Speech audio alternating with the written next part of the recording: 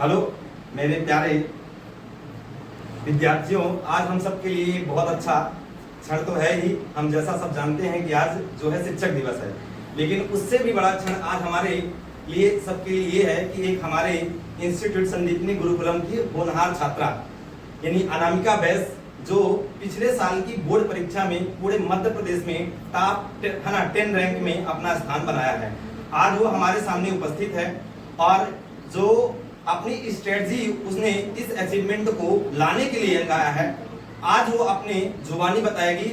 और हम ये मानते हैं कि शिक्षक के लिए सारी चीजें आसान होती है, लेकिन जो बच्चे उसको फेस करके आगे जाते हैं, अगर कोई स्टूडेंट उस चीज को बताए, वह तुम्हारे लिए सबसे आसान होता है।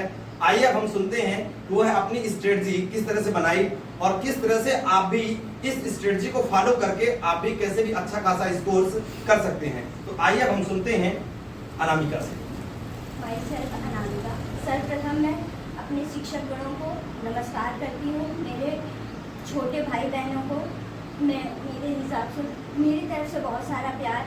मैं बस उनको इतना ही कहना चाहूँगी कि कोई भी चीज़ मुश्किल नहीं है। तुम जो पाना चाहते हो, अगर तुम उसके लिए लगन लगा के मेहनत करोगे ना, सब कुछ मिल सकता है। सबसे पहले तो अपना लक्ष्य निर्धारित करो, तुम्हें जाना कहाँ था। अपना समझ लो कि तुम किस लेवल के हो, क्या तुम एवरेज हो, क्या तुम एक्सीलेंट हो, कहाँ हो, उसके हिसाब से अपना टारगेट सेट करो। मुझे 90 एबव जाना है, 95 एबव जाना है कि 80+ लाना है। देन उस टारगेट के लिए पूरी साल भर मेहनत करो। मेरे हिसाब से तो ये है कि अपना जितना क्षमता हो ना, उससे बेहतर, उससे बड़ा ही टारगेट रखो, ताकि अगर गिरते पड़ते भी आओ ना, तो इतनी उस पोजीशन पे आओ कि लोगों की नज़र में बहुत ज़्यादा हो।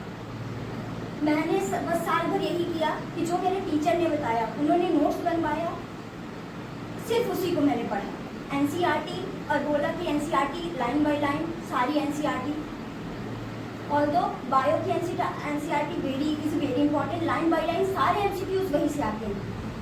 इसीलिए सबसे पहले तो नोट्स रिवाइज करो, नोट्स को पढ़ो। देन जो टेस्ट होते हैं उसको हल्के में मत लो, वही तुम्हारी आगे चल के रैंक डिसाइड करेंगे कि तुम उस चैप्टर में उस प्रॉपर पर्टिकुलर जो तुम्हारा सिलेबस आया उसमें कैसे हो। देन उस टेस्ट को एनालाइज करो कि कहाँ गलती रह गई, कमी रह गई तो कहाँ कमी रह गई। देन उसको अगली बार सुधारने की कोशिश करो। और मैं अपनी पर्सनल एडवाइस देती हूँ। मैंने आज तक कभी कुछ नहीं किया, मैंने सिर्फ समझा, चाहे वो बायो हो, फिजिक्स हो, केमिस्ट्री हो, इम्पॉसिबल है रटना। तुम सोच रहे 12th का सिलेबस इतना वास्ट है, तुम कितना रटोगे।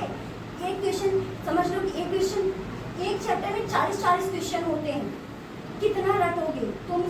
बस सिर्फ समझने पर फोकस करो,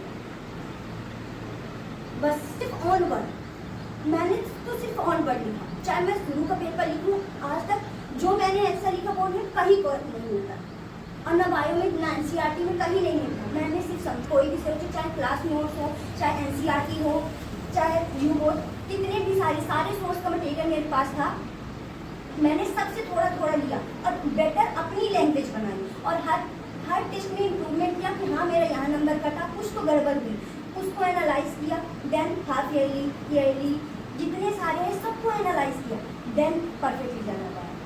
अब एक बात इनका और है, जैसे अब हम लोग फिजिक्स केमिस्ट्री जैसे ब्रॉड सिलेबस होते हैं ना, उसमें हम पार्टिकुलर नोट्स बनवाते हैं। तो मैं ये जानना चाहूँगा कि जो नोट्स के हम डेरिवेशन और थ्योरी कराते हैं और जो नोट्स उसके नीचे लिखवाते हैं, क्या वो बोर्ड एग्जाम में आपको उसके क्वेश्चंस बाहर से देखने के मिले कि इनको नोट्स पढ़ने की जरूरत है? 99% जो नोट्स होती हैं उन्हीं से क्वेश्चन फंसते हैं, उस पर ही पूरा डिलाई करो ना। तो मतलब 5% ऐसा आ जाता है कि वो रैंक डिसाइडिंग होता है कि रैंक डिसाइड कर लो। लेकिन अगर तुमको 90 एबव स्कोर जाना है तो नोट्स पढ़ लो, इतना देन इज सफिशिएंट। उसके अलावा कुछ नहीं करना। अगर तुमको चाहिए कि मुझे रैंक बनाना है, 95 एबव जाना है, देन तुमको सारी चीज़ें कुछ एक्स्ट्रा करके देखनी पड़ेगी। लेकिन अगर तुम्हारा रेंज ही है कि मुझे 90 या फिर 80 इतना लाना है, तो notes is much for then the sufficient, कुछ नहीं कह सकते।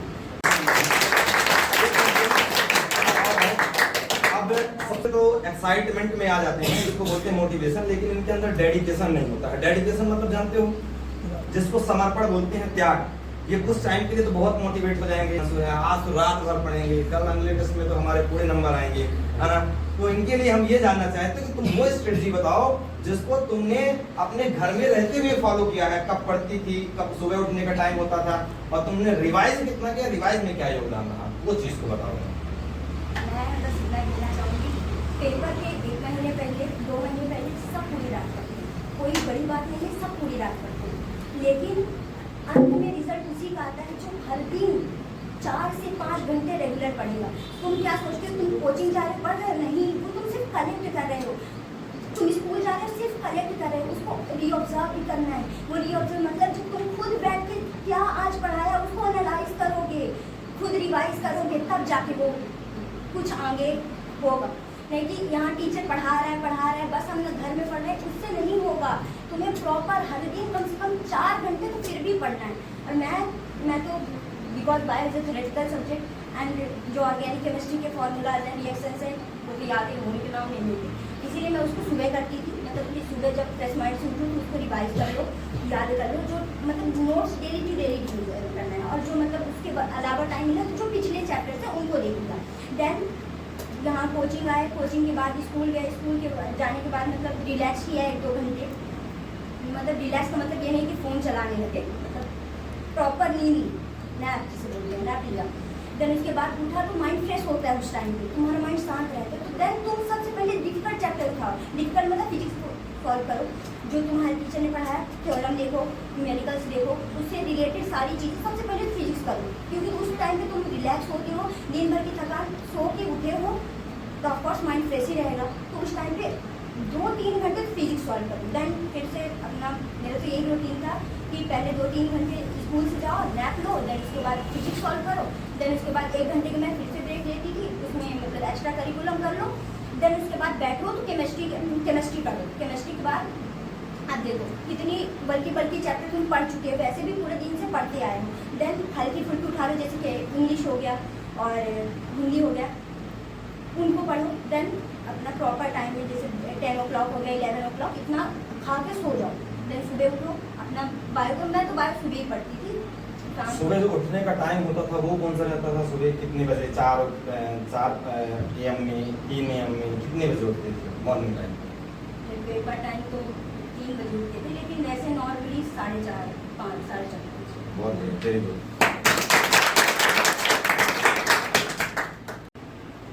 आपने बायो एनसीईआरटी स्टडी का सिलेबस या जो सब नोट्स कराए उससे देखो, अगर तुमको 90% कवर करना है, नोट्स इज द मार्क, मतलब सफिशिएंट है वो।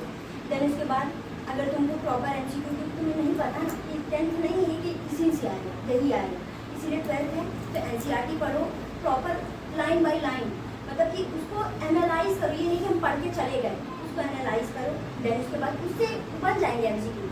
देन अगर तुमको बोलना है कि वो जो 1-2% में भी अगर मुझे आना है, देन हर चीज़ें देखनी पड़ेगी साइड में। लेकिन प्रॉपर अगर कोर बताऊँ मैं तो सबसे पहले नोट्स, देन उसके बाद एनसीईआरटी।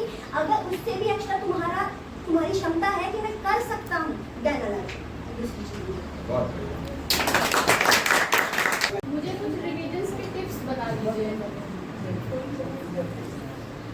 मैं बस इतना कहूँगी, सब सिलेबस के पीछे भाग रहे हैं कि सिलेबस कंप्लीट होगा, कंप्लीट करना है, मतलब साल भर यही चलता है कि सिलेबस कंप्लीट करना है, लेकिन सिलेक्शन उसी का होगा, मतलब अच्छा नंबर उसी का आएगा जो रिवीजन करेंगे, मल्टीपल बार, एक बार नहीं मल्टीपल बार रिवीजन करें। और रिवीजन तो मैं बोलूँगी सुबह ही करो, मतलब अपना सारा वर्क शाम तक खत्म कर लो, मतलब सुबह कोचिंग क्लासेस ये सारी चीज़ें होती हैं, तो जो उस दिन का है वो सब कुछ शाम को खत्म कर लो।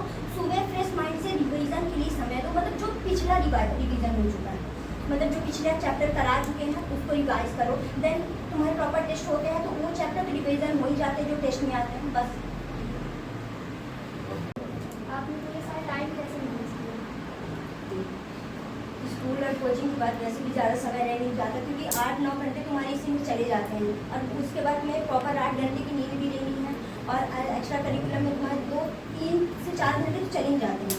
इसलिए मैं तो ये कहूँगी कि तुम जब स्कूल में इंटर करो, कोचिंग में इंटर करो, तुम्हारा 25 से 30% तक डन होना चाहिए। जैसे कि सुबह उठ के रिवीजन कर लिया अपने, तो मतलब मैं सुबह 3 घंटे पढ़ती थी, 3 से 4 घंटे इतने समय मिल पाता था।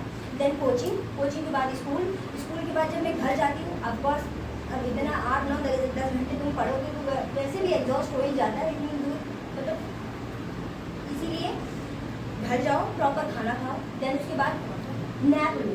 मैं ये नहीं कहती मोबाइल चलाओ या फिर टीवी खोल के बैठ गए, ये नहीं, तो प्रॉपर आराम करो, नींद लो, सो जाओ 1 2 घंटे के लिए, 1.5 घंटे के लिए, देन उसके बाद तो तुम्हारा माइंड फ्रेश रहेगा।